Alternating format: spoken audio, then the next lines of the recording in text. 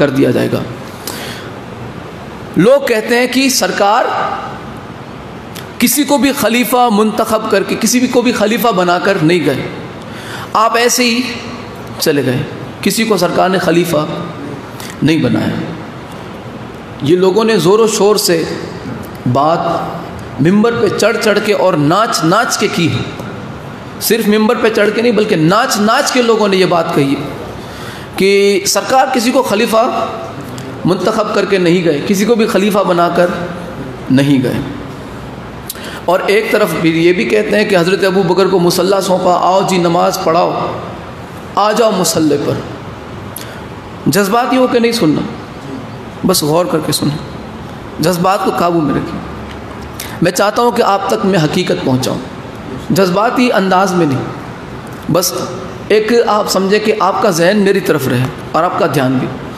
آئیے جناب حضرت ابو بکر سے فرمایا کہ حضرت ابو بکر کی خلافت کے ثبوت میں ایک تو یہ ہے کہ آپ نے رسول اللہ نے حضرت ابو بکر سے فرمایا کہ آؤ جی مصلی پہ نماز پڑھاؤ، میری جگہ تم امامت کرو۔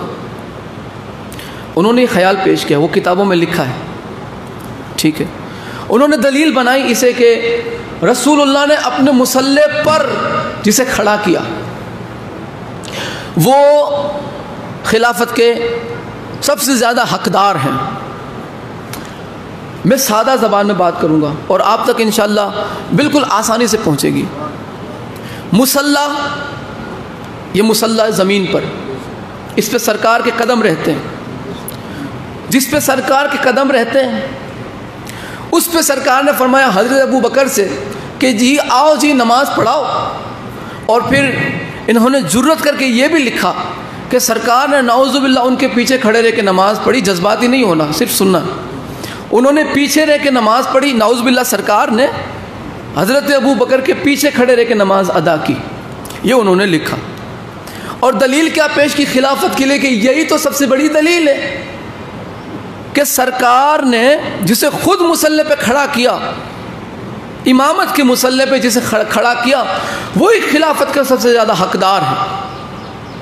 میں کہتا ہوں اے بھولے بھالے مسلمانوں، اے ٹناٹن سنیوں، خدا کے لیے اتنا ذرا غور کرو، گزارش ہے غور کرو اتنا کہ تمہیں وہ نظر آ گیا کہ جسے رسول اللہ نے مصلی پر کھڑا کیا، تمہیں وہ نظر نہیں آیا جسے رسول اللہ نے کاندھوں پہ سوار کروایا، وہ نظر نہیں آیا۔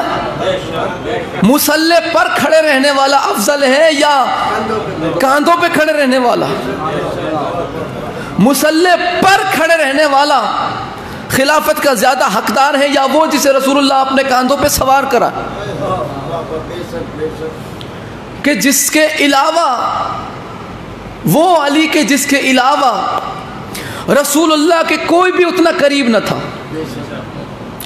جتنی نصرت اولاد ابو طالب میں اور اولاد ابو طالب نے رسول اللہ کی اور کسی خاندان نے نہیں کی۔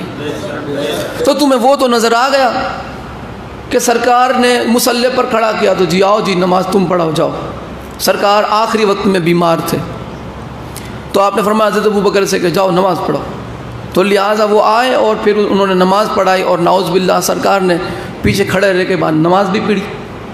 یہ انہوں نے خلافت کے لیے پیش کیا، تو لہٰذا سرکار انہیں خلیفہ بنا کر گئے، یہ دلیل پیش کی۔ اچھا جی اگر سرکار انہیں خلیفہ بنا کر گئے تھے، مجھے بتاؤ سقیفے میں کیا کرنے گئے تھے؟ کیا کرنے گئے تھے سقیفہ میں؟ اگر سرکار حضرت کو خلیفہ بنا کر گئے تھے، بھائی سقیفے میں کیا کرنے گئے تھے؟ کیا کرنے گئے تھے سقیفہ کے اندر؟ اگر جب خلیفہ بنا کے گئے تھے سرکار، جب فیصلہ ہو چکا تھا کہ ہو یہی خلافت کا حقدار ہے، تو کیوں گئے سقیفہ میں تم لوگ؟ اور وہ بھی سرکار کا جنازہ چھوڑ کر، یہاں پہ کتاب رکھی ہوئی ہے، ویسے آج وقت بالکل بھی نہیں ہے، میں انشاءاللہ اگلے جمعہ پیش کروں گا، اگلے جمعہ انشاءاللہ یہ سارے دلائل پیش کروں گا۔ تو بھائی کیوں گئے سقیفہ کے اندر؟ اب وہاں پہ انہوں نے کہا کہ سرکار کسی کو خلیفہ بنا کرنے گئے تھے۔ ایک طرف جب یہ بات کہتے ہیں کہ مصلی سونپا مطلب خلافت سونپی، جب ہم کہتے ہیں کہ جب خلافت سونپ دی تھی، اعلان کر کے گئے تھے، تو بھائی کیا کرنے گئے تھے سقیفہ میں؟ سیدھی بات ہے، سیدھا سا سوال ہے، سادہ سا سوال ہے. تو سقیفے میں کیوں گئے تم لوگ جب خلیفہ حضرت ابو بکر بنا دیے گئے تھے؟ انشاءاللہ ایک کے بعد ایک میں وہ سارے دلائل رکھوں گا آپ کے سامنے کہ سرکار کسے خلیفہ بنا کر گئے تھے. اب جن لوگوں نے کہا کہ سرکار نے کسی کو خلیفہ نہیں بنایا تھا، کسی کو بھی نہیں بنایا تھا سرکار نے خلیفہ، یہ کیسی بات ہے؟ اور یہ کتنی آپ سمجھیں کہ یہ بےہودہ بات ہے. نعوذ باللہ سرکار پہ کتنی جو ہے پست تہمت لگائی گئی. سرکار کسی کو بھی خلیفہ چھوڑ کر نہیں گئے. آپ ذرا یہ مجھے بتائیں کہ آپ کے یہاں پہ شادی ہو آپ کے یہاں پہ، اور آپ کے کوئی دوستوں میں دودھ کی ڈیری والا ہو، دودھ کی ڈیری، یا کسی نے جانور رکھے ہو، گائے، بھینس، بکری، گھیٹے وغیرہ، یہ کسی نے جانور رکھے ہو. یہ مثال پہ آپ بغور توجہ فرمائیں اور آپ اسے کہیں کہ جی میری شادی 8 دن کے لیے، چل میرے گھر، یا مجھے برات میں جانا ہے وہاں 3 دن رکنا ہے. تو یہ جو ڈیری والا ہے کیا وہ سیدھا سیدھا دوڑا چلائے گا تمہارے ساتھ؟ جس کے جانور ہیں، یہ خود اکیلا ہے، وہ کیا کہے گا کہ میں تمہیں شام کو فون کرتا ہوں، شام کو فون کروں گا. تم کہیں کہ بھائی شام کو کیوں، ابھی جواب دے دے. تو اس کا جواب یہ ہوگا، جو ہوگا میں وہی بتاتا ہوں، کہ بھائی دیکھو میرے جانور ہیں، میں انہیں آوارہ نہیں چھوڑ سکتا، جانور میں آوارہ نہیں چھوڑ سکتا. 3 دن کے لیے میں تیرے ساتھ آؤں گا، میرے جانور کا پیچھے کون دھیان رکھے گا؟ میرے جانوروں کو پیچھے کون سنبھالے گا؟ ان کو کھلانے پلانے کا انتظام کون کرے گا؟ بھائی جب تک اس کے کھلانے پلانے کا انتظام میں کسی بندے کے ذریعے نہ کر دوں کہ بھائی میرے بعد تیری ڈیوٹی ہے، سمجھو ذرا، میرے بعد ڈیوٹی تیری ہے، میں جا رہا ہوں 3 دن کے لیے، 3 دن کے لیے میں جا رہا ہوں، لہٰذا میرے بعد 3 دن تک جب تک میں نہ آؤں تو تجھے سنبھالنا ہے. اگر وہ بندے کا انتظام نہ ہو کیا وہ شادی میں جائے گا؟ کیوں نہیں جائے گا؟ کیونکہ اسے اپنے جانوروں کی فکر ہے، وہ اپنی ڈیری آوارہ نہیں چھوڑتا. خدا کے بندوں ذرا سوچو تو صحیح، دودھ والا اپنی ڈیری آوارہ نہیں چھوڑتا، مصطفیٰ امت آوارہ کیسے چھوڑ کے چلے جائیں گے؟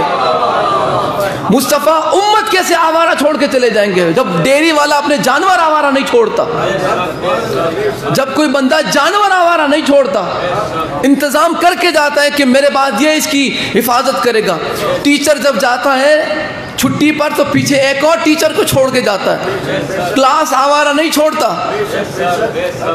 ڈاکٹر اگر کہیں جاتا ہے تو اگر سرکاری تو اسی جگہ پہ ایک اور ڈاکٹر آ جاتا ہے. جو اصول ہے وہ یہی ہے. آج کل کیا چل رہا ہے وہ میں نہیں پتا، اصول یہی ہے کہ اگر ڈاکٹر کی جگہ کوئی آئے گا تو وہ ڈاکٹر آئے گا، درزی نہیں آئے گا.